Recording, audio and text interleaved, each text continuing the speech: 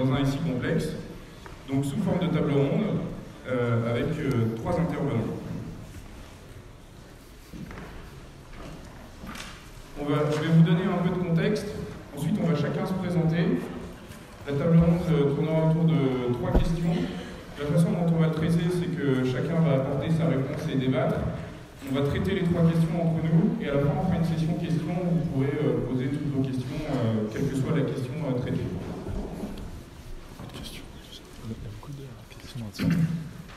Drupal 8, un nouvel élan. Alors, comme préambule, ce qu'on essaye de vous montrer ici, c'est que Drupal 8 a pris une autre dimension, beaucoup plus orientée service et agrégateur de contenu, c'est-à-dire que dorénavant, la version 8 de Drupal, elle permet d'être utilisée vraiment dans un écosystème complexe, comme un des outils, comme plusieurs des outils, peut-être comme un service, ça on va en discuter, peut-être comme un agrégateur. Voilà, le schéma qui est à côté, on ne va pas rentrer dans le détail, mais c'est pour vous montrer qu'il n'a plus vocation à être une solution monolithique, mais bien une solution qui s'interconnecte avec différents systèmes spécialisés. Vous voyez ici un ERP, une solution d'emailing, un e-payment, etc. Ça tombe bien puisque c'est la tendance. La tendance aujourd'hui du best of breed, c'est-à-dire prendre le meilleur de ce qui existe. On n'essaie plus de vouloir réinventer la roue. Ça n'existe plus d'avoir une solution monolithique qui sait tout faire. Aujourd'hui, on a des besoins numériques digitaux qui sont très spécifiques, qui sont très nombreux. Il y a des outils qui sont spécialisés. On ne va pas à tout prix vouloir les réintégrer dans notre framework ou dans notre CMS. On va discuter avec eux, on va échanger, on va récupérer leurs informations et donner les informations que l'on sait traiter. C'est ce qu'on essaye de vous montrer dans cette slide. Les mots-clés, le droit dynamique que vous voyez un peu à gauche, l'objectif, c'est pas de dévoiler tous ces termes-là, mais c'est pour vous montrer qu'on est bien on prend que les spécialistes et on les fait travailler ensemble, plutôt que de vouloir inventer la roue de notre côté. Alors, avant de commencer dans les questions, je vais vous présenter l'équipe. Le premier, Vincent. Bonjour à toutes et à tous, Vincent Pelto, je suis architecte solution chez Digi et j'ai principalement pour but de mettre en place des architectures, notamment microservices autour de Drupal. Tiens, on a le ou pas. Bonjour à tous et à toutes. Gauthier Delamarre, moi je suis également architecte PHP depuis bien longtemps, architecte et développeur. Et je suis le trublion de la table. Je suis le seul qui bosse moins avec Drupal, beaucoup moins on va dire. Et voilà, j'apporte aussi un regard un petit peu différent. Maintenant, le sujet des microservices me concerne très directement dans mes missions quotidiennes. Bonjour, alors moi c'est Hakim Rachid de Actansi. Je suis architecte Drupal, je fais beaucoup d'architecture.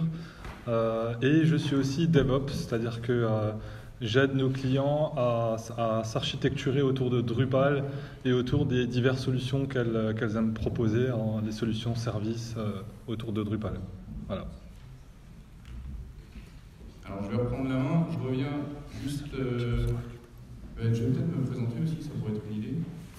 J'ai pas ma slide. Bon, Pierre Chauvel, consultant Drupal, Actansi, je vais être ici pour faire discuter ces spécialistes ensemble de façon convenable. Je reviens un tout petit peu sur la dernière slide pour réintroduire le sujet. Notre notion de faire travailler ensemble des outils spécialisés, d'infrastructures, d'écosystèmes microservices, ça va lever des nouvelles problématiques. On ne va pas pouvoir toutes les aborder aujourd'hui. On a choisi d'en discuter 3 que vous retrouvez ici. L'interopérabilité, comment on arrive à faire fonctionner tous ces outils qui peuvent être franchement différents ensemble et quelle place peut prendre Drupal dans cet écosystème. La performance, l'impact performance, comment on arrive à conserver un haut niveau de performance alors qu'on a affaire à différents outils. Et puis le traitement du failover, puisqu'on est dépendant d'outils que l'on ne maîtrise pas forcément. S'ils tombent, qu'est-ce qui se passe? Alors, la première question, quelle est la valeur ajoutée de Drupal dans les architectures microservices? Donc c'est là que Vincent, qui va commencer, va nous présenter comment il voit la place de Drupal et sa valeur ajoutée dans les microservices. Merci. Alors il faut savoir déjà une première chose, c'est que dans des architectures microservices, il faut considérer que chaque service qui compose ces architectures soit totalement indépendant les uns des autres et que chaque service va avoir sa propre responsabilité. Et donc c'est dans ce sens-là où Drupal, si on remet les choses à plat et si on cherche à quoi sert Drupal, Drupal de base c'est un CMS. Il est là pour gérer du contenu et donc la place qu'il peut avoir dans une architecture microservice, ça va être pour son propre but qui est de gérer du contenu. Il va falloir à tout prix ne pas essayer de le détourner de ce dont pourquoi il est fait et ne pas chercher à tordre entre guillemets son utilisation pour lui faire des utilisations qui sont autres que de gérer du contenu. Alors oui, en effet, il ne faut pas le détourner, ça je suis bien d'accord. Et précisément, si on envisage Drupal en tant que microservice, moi ça me pose un léger souci sémantique en tout cas, parce que c'est pas exactement micro Drupal, je crois pas. C'est plutôt monolithique, c'est très riche fonctionnellement, et à cet égard justement, ça ne me semble pas être un microservice. En outre, j'observe dans les dernières API par exemple qui sont sorties, la JSON API qui est sortie tout récemment, elle est mappée directement en tout cas sur toutes les constituantes bas niveau de Drupal, de sorte que ce qui est exposé est très fragmenté parce que c'est nécessaire pour le fonctionnement interne de Drupal, c'est tout à fait normal, mais du coup ça va a priori demander pas mal de boulot pour reconstituer les contenus à partir de ce qu'on en a récupéré. Et voilà, à cet égard, Drupal en tant que microservice, je ne suis pas convaincu pour le moment, on verra.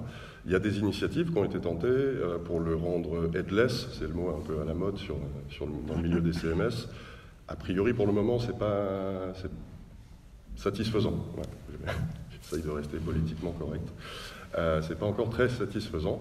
À l'inverse, par contre, Drupal peut parfaitement, j'imagine, être considéré comme au centre d'une architecture microservice, puisque rien n'interdit qu'il en consomme.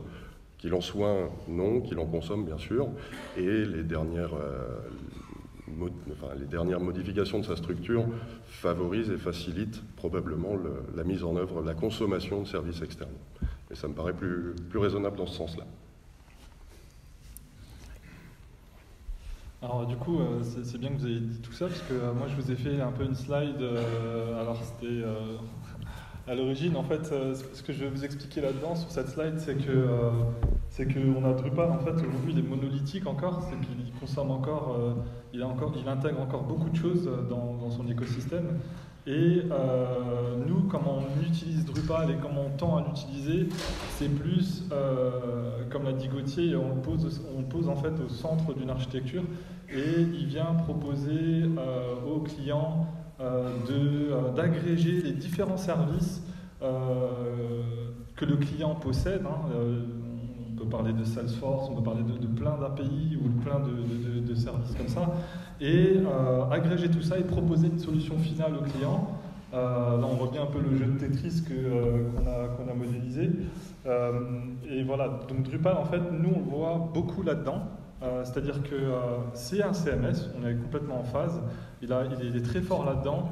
On lui a trouvé d'autres avantages, le fait qu'il soit modulaire, ça c'est des choses qui sont importantes dans cet écosystème, et le fait qu'il a une bonne gestion des formulaires. Donc du coup, en fait, on vient apporter ce que les autres services ne savent pas faire, et on vient apporter cette valeur ajoutée pour faire de l'agrégation de tout un écosystème de services et répondre à des solutions, à des problématiques. Tu veux peut-être Ça me va. C'est bon. Alors là, par exemple, on voit une architecture qui a été réalisée pour un de nos clients qui avait le besoin d'exposer du contenu et de pouvoir faire de la prise de contact aussi vis-à-vis de ses propres clients. Et on a, comme je l'ai dit tout à l'heure, considéré Drupal comme un service à part entière de l'architecture microservice. Et donc c'est une brique à part entière, au même titre que les autres briques qui peuvent être un PIM, un CRM, un ERP ou n'importe quelle autre brique du système d'information. Et ça nous a permis de pouvoir gérer du contenu. Et donc, comme je disais, Drupal n'est là que pour gérer le contenu, et il ne fait que ça. Il ne va pas s'amuser à récupérer les informations du PIM pour pouvoir les afficher. Ce rôle-là, il a été dédié à une brique d'API Management qui, selon moi, est la brique indispensable dans toutes les architectures microservices qui doit être là pour orchestrer un petit peu tous les services qui sont derrière cet API management. Et aussi, là on peut voir dans cette architecture qu'on a des technos différentes. On va avoir du Drupal pour gérer le contenu, mais par exemple les fronts, alors là on n'a pas affiché la techno, mais c'est de l'Angular. Et il est très important dans les architectures microservices que de choisir la techno en fonction du besoin.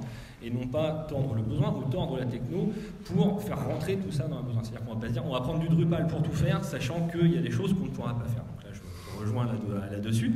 Et par contre, il faut choisir vraiment la techno pour le besoin. Quand on gère du contenu, ça va être un CMS, ça va être Drupal par exemple, ça pourrait être un autre. Mais je sais qu'aujourd'hui, Drupal, comme tu disais, avec les API ou même les autres API qui sont dans le corps peuvent exposer le contenu relativement facilement et simplement. Et on va choisir des technos, par exemple Angular. Là, en l'occurrence, c'était de l'Angular pour gérer le front, parce que Angular, c'est la techno, une des technos en tout cas, qui est dédiée pour pouvoir gérer du front. Et là, on se retrouve dans une architecture où chaque brique a sa responsabilité. Le front a la responsabilité de faire le rendu, Drupal a la responsabilité de gérer le contenu, et chaque autre brique du système d'information a sa propre responsabilité. Alors effectivement, je suis d'accord, c'est bizarre, ça fait beaucoup de fois qu'on dit ça déjà, c'est étonnant, on s'y attendait pas. Mais plus sérieusement, et je reviens juste 2 secondes sur ce que je disais en introduction de cette question. Voilà, il y a une question à mon avis sémantique à nouveau derrière tout ça, c'est-à-dire que microservice, j'insiste à nouveau, un microservice, moi j'arrive pas à considérer ici Drupal dans ce schéma comme étant un microservice, il fait beaucoup trop de choses de mon point de vue.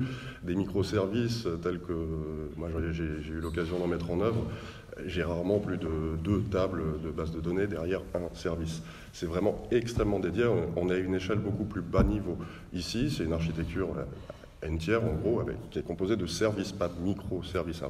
Ça, je rejette en aucun cas l'architecture en soi, bien sûr, mais je reviens juste sur la nature de la réponse que j'ai donnée, qui tient compte de ce paramètre-là. Je n'envisage pas le microservice de la même façon. Tu avais peut-être rien à dire, je ne sais pas. Si, non, mais c'est pour ça que dans la slide que je présentais, en fait, Drupal, je ne le présente pas comme un microservice, mais c'est plus, il vient apporter une solution d'agrégation de tous les microservices possibles de l'univers de l'écosystème de toute entreprise ou d'Internet ou de que sais-je. Et pour moi, c'est vraiment sa force, quoi. C'est là où moi, ça ne me dérange pas que Drupal fasse du front, en fait. C'est peut-être là où il y a peut-être une divergence entre ma manière de voir les choses et la vôtre. C'est que tout le monde positionne du headless. Pour moi, le headless, il doit pouvoir répondre à une problématique. La problématique de faire du front, Drupal peut la faire, si c'est juste faire ça, en fait. C'est rajouter une techno parce que ça fait bien et que c'est moderne. Et c'est là-dessus, c'est là où moi, j'ai un léger gap. Là où je trouve que le headless a son utilité dans ce genre d'architecture, c'est quand on a des entreprises qui utilisent plein de systèmes et qui ont plein de fronts différents dans tous ces systèmes-là. Et donc ils ont la problématique de se dire comment je fais en sorte à ce que je n'ai pas besoin de redévelopper n fois le même front sur tous ces systèmes-là. Et là, le headless vient et apporte toute sa force et est utile. En fait, c'est pour ça que je me permets juste d'insister sur le fait que pour moi, le headless, en tout cas dans ma manière de voir les choses, c'est pas quelque chose c'est pas un prérequis, quoi. Ça doit dépendre vraiment de l'architecture et ce qu'on veut faire. Si ça vous va, je rajoute un mot là-dessus. Je suis là encore globalement d'accord. Le headless, je l'ai dit tout à l'heure, c'est un peu une mode également, mais ça a quand même vraiment du sens dans un cas de figure qui est à la fois particulier puis en même temps assez répandu.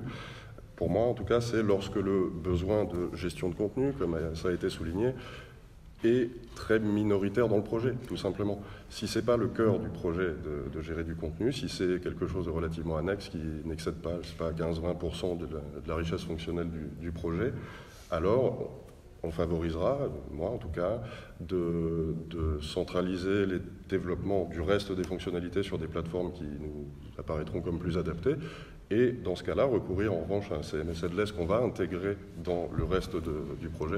Là, ça va nous rendre service. Maintenant, évidemment, si la gestion de contenu à proprement parler est au cœur de ce que tu as à faire, utiliser Drupal intégralement, j'ai envie de dire, parce que la partie génération de rendu, elle est centrale, elle a toujours existé, elle fait partie de l'ADN du CMS en l'occurrence, ça a complètement du sens. Là, je suis d'accord. je vais essayer de conclure sur cette question. Ça fait plaisir de voir que vous tombez d'accord sur pas mal de points. Moi, je suis déçu, moi. Étonnez-moi. Et donc sur l'atout, la valeur ajoutée de Drupal en microservices, ce que je comprends, c'est qu'on est tous d'accord pour dire que Drupal reste quand même une grosse brique en partie encore monolithique, mais c'est cependant une brique, et donc par conséquent, elle peut trouver complètement sa place dans une architecture, dans un écosystème microservice. Alors, on va passer à la deuxième question. Quid des performances? Avec tant de systèmes à faire fonctionner ensemble, comment assure-t-on un niveau de performance élevé? Comment réduire l'impact des microservices sur les temps de réponse? Je laisse commencer, Gauthier. Oui, du coup, je reprends la parole.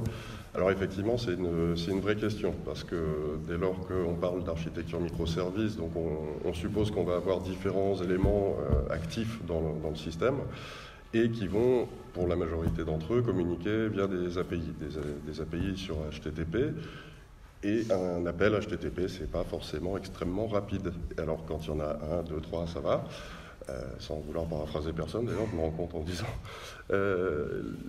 Le souci, c'est que. Alors, je reviens sur ce que j'évoquais précédemment. Lorsqu'on expose Drupal avec ses outils natifs, donc il va nous exposer énormément en fait d'API, et il va falloir ou du moins consulter beaucoup pour reconstituer les contenus. Ce qui veut dire qu'on risque d'être amené à produire, à déclencher en tout cas énormément d'appels. Ça peut coûter hyper cher. Là, la couche d'API intermédiaire qu'on voyait tout à l'heure me semble très intéressante et voire indispensable pour pouvoir en gros dénormaliser, c'est-à-dire reconstruire des contenus plus proches du besoin qu'on va en avoir au moment de les afficher de manière intermédiaire. Le but étant, quoi qu'il arrive, de réduire drastiquement les appels HTTP. En gros, si on ne peut pas se permettre de remplacer chaque appel en base de données, tels qu'ils existent nativement dans une installation classique Drupal, si chacun de ces appels base de données est remplacé par un appel HTTP, on ne va pas y arriver. Ça ne marchera pas. Ce sera vraiment très handicapé. Donc, voilà, c'est le point le plus critique. J'en avais d'autres, mais je vais laisser la parole pour le moment. Hakim ? Ouais. Alors, je vois des solutions, et en tout cas nous on en utilise sur nos projets pour répondre à ces problématiques-là. Alors je suis complètement en phase sur le fait qu'aujourd'hui, quand on parle de headless, justement, on a des problématiques de dire on est capable de répondre rapidement à une demande sans bootstrap tout le Drupal et sans ralentir un peu tout le circuit. Aujourd'hui, c'est pas possible, donc c'est la target qu'on tend à avoir.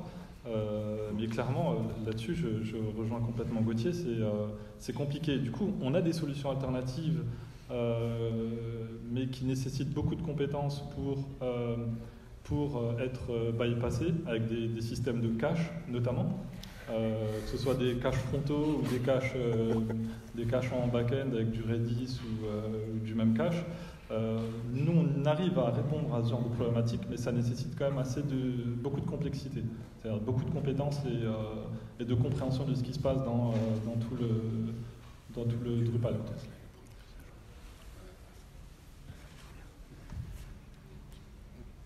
Merci. Alors j'ai vu que le cache faisait frissonner, mais moi aussi je vais venir au cache, mais pas tout de suite. Je vais revenir sur ce que je disais tout à l'heure. En fait, l'API management doit être là pour orchestrer un petit peu tous les accès à l'architecture, tu en as un petit peu parlé, et c'est vraiment indispensable dans une architecture microservice, alors qu'il y ait du Drupal ou pas de Drupal, parce que là c'est vrai qu'on parle de Drupal, mais on n'est pas forcément obligé d'avoir que du Drupal dans les architectures microservices. Et l'API management va être là pour optimiser, mettre en cache aussi certaines réponses. Éventuellement. Voilà. Et en tout cas, voilà, de pouvoir permettre d'avoir en une seule, peut-être potentiellement une seule requête depuis un front, récupérer l'intégralité des données, en tout cas interroger l'intégralité des API pour n'avoir qu'une seule et unique réponse.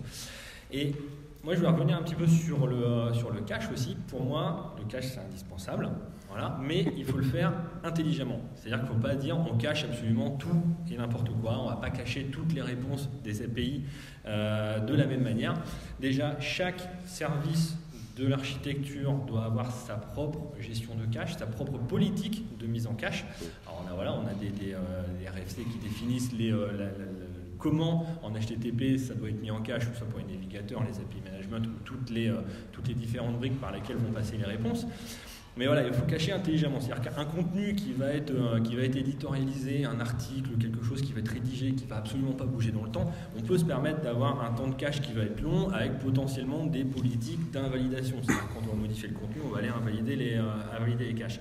Par contre, si on a des contenus, on a besoin de faire du live, on a besoin d'avoir le score du PSG en live ou autre, là, effectivement, on va peut-être partir sur des solutions où il n'y a pas de cache, no cache, et à ce moment-là, c'est le dimensionnement des plateformes qu'il y a derrière qui va être absolument nécessaire.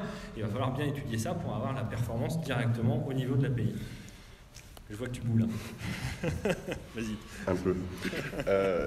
Non, mais voilà, sans polémiquer. Ce que tu viens de dire, je suis effectivement pas très d'accord. Tu viens de dire que si on n'utilise pas de cache, alors on va devoir compenser par l'infrastructure matérielle, en tout cas, et les ressources, en gros, ce qui présuppose qu'on part d'un système qui est peu performant. Voilà, ça, c'est le préalable. Moi, personnellement, je pense qu'on a des leviers et que le cache, pour résumer, c'est parfois un mal nécessaire. Je vais reciter cette phrase entendue 200 000 fois dans des confs d'IT et de développement, mais effectivement, les deux choses les plus difficiles en développement, ça reste de nommer les variables et d'invalider le cache. C'est totalement vrai. Et quand je t'entends parler également de durée de vie de cache relativement longue, ben c'est une notion qui ne me parle pas. Pour moi, un cache peut être valable de contenu, j'entends, enfin pas que de contenu d'ailleurs, mais uniquement si sa durée de vie est indéfinie et que je peux identifier très parfaitement tous les événements sur lesquels je vais devoir le renouveler. Si j'ai une durée de vie de cache, c'est mort, j'y arriverai pas et je vais perdre potentiellement de la cohérence dans ce que je vais présenter, surtout si j'ai plusieurs frontaux, que je multiplie les caches, ou alors je recrée un goulet d'étranglement parce que je vais stocker, tu parlais de Redis, je vais stocker tous mes caches dans le même Redis, ben, la belle affaire, j'ai bien gagné en perf là, super. Voilà, je perds le bénéfice d'avoir mis en place une infrastructure un peu complexe avec de la répartition de charges. Voilà, le cache, c'est en réalité toujours beaucoup plus un problème pour moi, qu'une solution. Et surtout, le cache ne devrait pas servir, je le répète, à compenser des faiblesses de performance intrinsèque. Ça doit servir à optimiser. Si je dois aller plus loin, le cache, c'est ce que je vais mettre en œuvre quand j'ai tout fait d'autre, quand j'ai tout essayé. Là, je me résous à aller vers du cache, si vraiment j'ai pas le choix, mais aux conditions évoquées préalablement. Voilà, je voulais juste le dire. Je suis plutôt moyennement ou plutôt en phase, je ne sais pas trop comment me situer par rapport à ça, parce que pour moi le cache est nécessaire dans toute infrastructure, qu'on le veuille ou non. En base de données, les caches sont présents. S'il n'y a pas de cache en base de données, vous n'avez pas de perf, c'est comme ça. Parce que vous dépendez des IO, et les IO disent qu'on sait que c'est très lent. Alors, ou alors vous mettez tout en mémoire, mais est-ce que c'est pas quelque part un moyen de contournement en utilisant l'infrastructure pour répondre à de la performance? Donc pour moi, en fait, ça dépend vraiment du business case et du cas d'usage. Mais comme le dit Gauthier, il faut vraiment, ça doit être fait de manière très intelligente et précise. Ça ne doit pas être fait sans analyse préalable des conséquences. Alors du coup, moi je propose, je vous ai proposé ici un schéma d'architecture qu'on utilise beaucoup dans les environnements microservices, parce que les microservices ont beau répondre à des petits besoins et ont beau être très rapides. Si on a des nombreuses demandes en service, et bien effectivement, on atteint des goulets d'étranglement. Donc l'idée, c'est quoi? C'est dans ce schéma d'architecture, alors on pourrait voir de l'EC2, on pourrait voir du Kubernetes, on peut voir tout type d'architecture qui va dans ce sens-là. Ce que je conseille moi beaucoup, c'est de containeriser l'ensemble des microservices et de les rendre upscalable ou downscalable en fonction de la demande. Laisser un peu le cluster gérer toute cette partie-là en fonction du trafic. Et donc avec ce genre d'architecture, on répond pas à la problématique du cache en direct, mais c'est simplement au nombre de demandes qui viendraient des frontaux et même en interne, parce que les microservices s'interrogent beaucoup et normalement travaillent quasi tous ensemble en fonction du schéma, mais l'idée c'est qu'un microservice peut être utilisé par un autre, puis un autre, etc. Et pas forcément depuis un Drupal ou depuis un autre système, quoi. Donc ce genre d'architecture est très très très conseillé dans les environnements microservices. De rajouter, si tu me permets, Vas-y. juste un tout petit mot, tout petit par rapport à ce que tu viens de dire sur la base de données et le cache qui est présent dedans. C'est important, là je me sens agressé. enfin, j'ai envie de dire. Non, blague à part, c'est évidemment que ce type de cache très bas niveau, très technique, ils sont indispensables. Toutefois, par rapport à la mise en œuvre de nos projets et l'atteinte de performances satisfaisantes, ça illustre tout à fait. Une base de données, c'est souvent d'ailleurs à 98%, c'est la source des problématiques de perf de nos projets quand même. Et donc le meilleur moyen, c'est là qu'il y a deux écoles, on constate un problème, j'ai des baisses de performance dues à mes accès aux données, qu'est-ce que je fais? Je cache ou je réduis le nombre d'appels à la base de données? Oui. Moi, je réduis le nombre d'appels d'abord. Et si ça ne suffit pas, après, éventuellement, je cache. Alors, juste pour la petite anecdote, j'ai été DBA pendant plusieurs années, DBA de base de données Oracle, et j'ai effectivement beaucoup compensé avec des routines de cache, des mécanismes internes à Oracle, pour compenser les problèmes liés au développement ou à l'architecture des tables, etc. Effectivement, je suis en faveur. Temps de parole épuisé pour vous, messieurs. On sort. C'est ça. Ouais, moi, je voudrais juste ajouter sur ce que disait Hakim concernant la conteneurisation.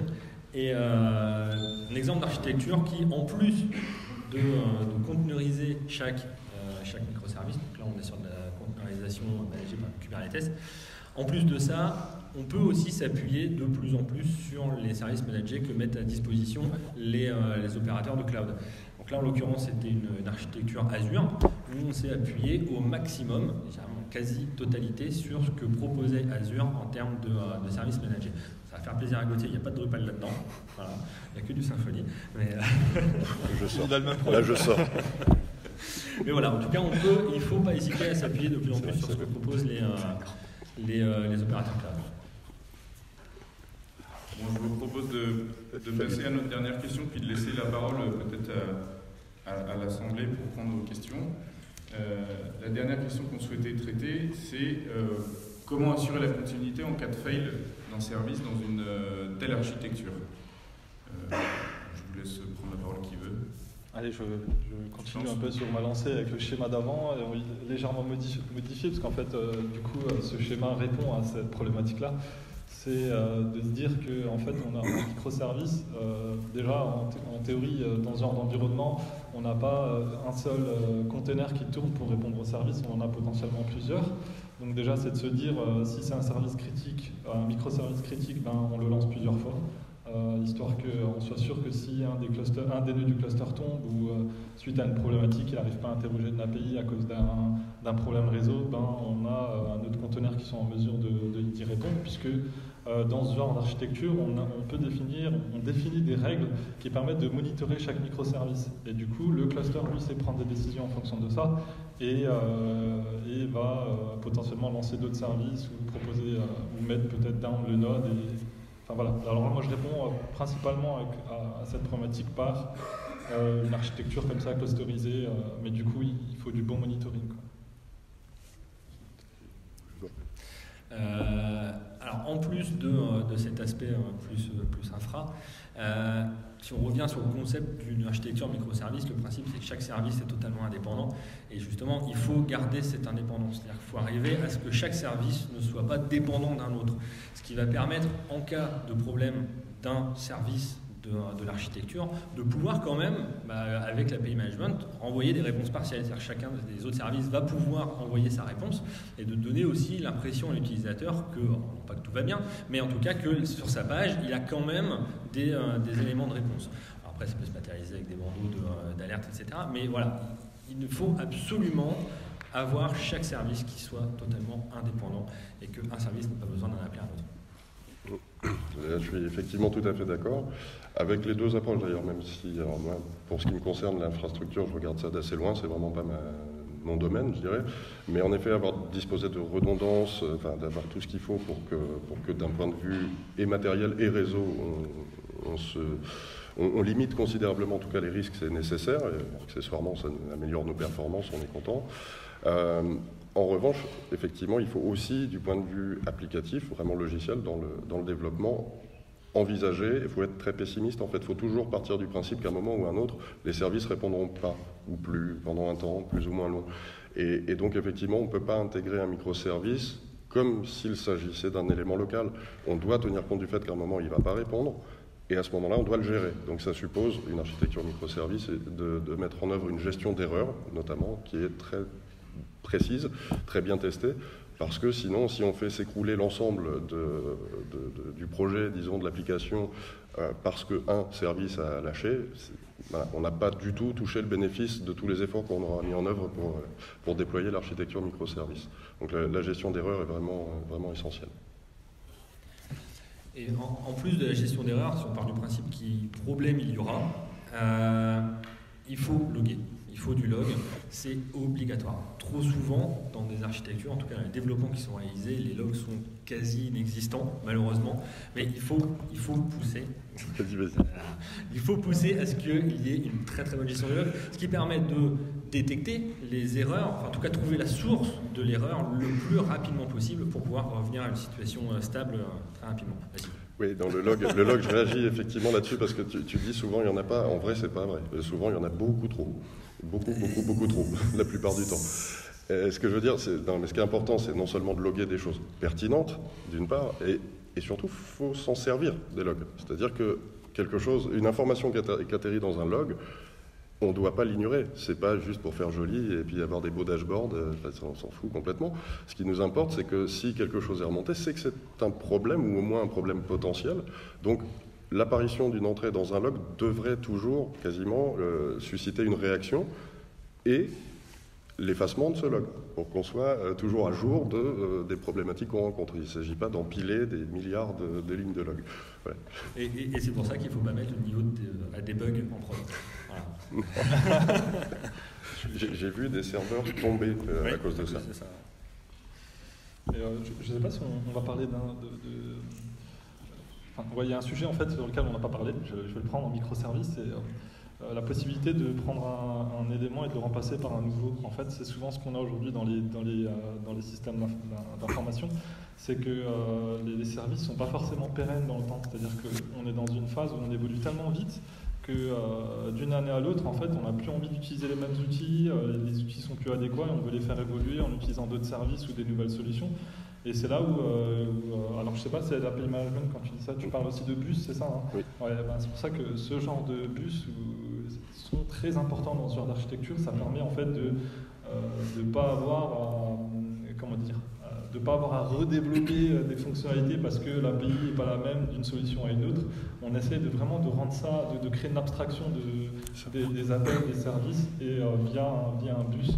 Ce qui veut dire que demain, si vous avez à changer une solution par une nouvelle, vous avez juste à implémenter la discussion, j'ai envie de dire, entre guillemets, avec le bus et votre application continue à fonctionner. Donc ça, je pense que c'est vraiment un élément important dans les architectures micro. Comme on peut le voir sur cette architecture-là, en fait, on parle beaucoup depuis tout à l'heure des performances ou même de comment on va gérer en cas de fail sur le rendu final au moment où on vient exploiter les services de l'architecture, mais on n'a pas parlé beaucoup de ce qui vient en entrée de l'architecture.